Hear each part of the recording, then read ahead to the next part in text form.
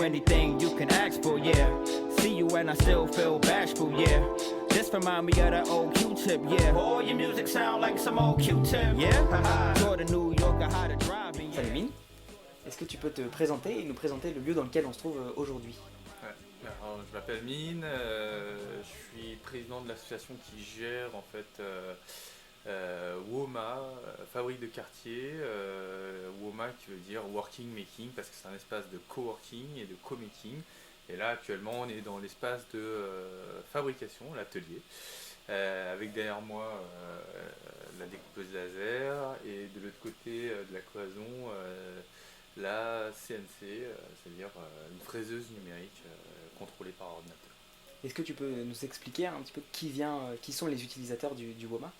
Alors il y a plusieurs types d'utilisateurs, il y a des utilisateurs très ponctuels qui sont des étudiants en architecture, en design, des artistes qui viennent qui viennent rechercher un moyen de fabrication au travers des outils numériques que l'on possède.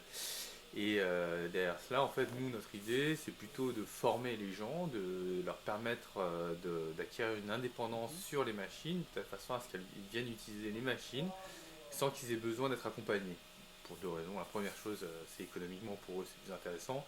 Et pour nous, parce qu'on ne souhaite pas être en fait un espace de service, mais plutôt un espace où on peut échanger sur la création, la créativité et sur les projets eux-mêmes. C'est-à-dire que le projet est porteur justement d'un groupe ou d'une réflexion collective et créer aussi une communauté.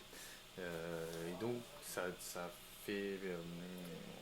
introduit la deuxième population qui sont des gens qui sont indépendants, qui viennent utiliser les machines régulièrement, avec qui au départ viennent juste utiliser une des machines et puis s'aperçoivent qu'en fait qu'il y a des intérêts d'utiliser l'autre machine en complément de la première et ils posent des questions et en fait on s'aperçoit qu'il y a un échange donc, de savoir et aussi donc on demande tout simplement ça, parce qu'eux n'ont pas d'expérience sur certaines machines.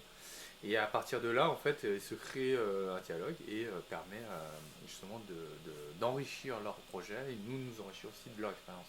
Je pense notamment à un ébéniste qui arrive et puis en fait lui sait très bien utiliser le bois mais qui ne sait pas du tout utiliser la laser et a développé une gamme de marqueterie grâce à la laser. Donc voilà. Donc ça c'est. Et puis après en termes un autre type de population, c'est des gens qui sont basés ici et qui utilisent effectivement les machines quasiment au quotidien pour développer leurs projets ou fabriquer pour leurs clients. Salut Guillaume. Salut. Est-ce que tu peux te présenter et nous présenter un petit peu le WOMA dans lequel on se trouve aujourd'hui? Je m'appelle Guillaume, je suis un des cofondateurs de WOMA Fabrique de Quartier, Fab Lab Coworking qui a ouvert il y a 2 ans à Paris, qui entre dans sa 3e année. Je l'ai animé pendant les 2 premières années, maintenant c'est Alexandre qui a pris la suite comme Fab Manager. Et c'est un espace de fabrication très axé design et architecture, mais qui commence à bien se diversifier et qui monte en compétence du fait qu'il accueille avec volume la Fab Academy Paris. Tu nous as parlé pendant la documentation de Récré Hacker, est-ce que tu peux nous en dire un peu plus sur ces événements? Avec plaisir. Donc grâce et avec mes remerciements à la région, avec les petits débrouillards et... Attendez, on va la refaire celle-là. Grâce et avec mes remerciements à la région, les petits débrouillards, la Paillasse, Espace 19 et WOMA ont monté des ateliers de fabrication numérique pour les jeunes de quartier le samedi après-midi.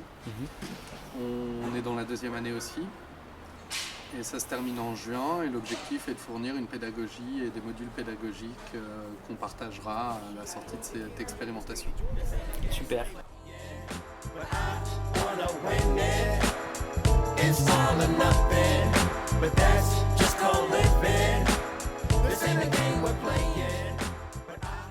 Est-ce que les Fab Labs changent la vie?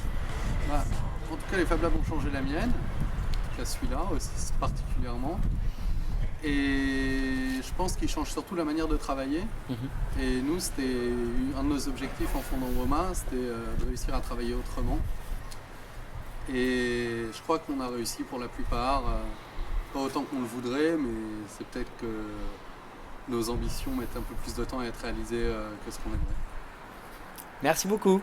C'est un plaisir.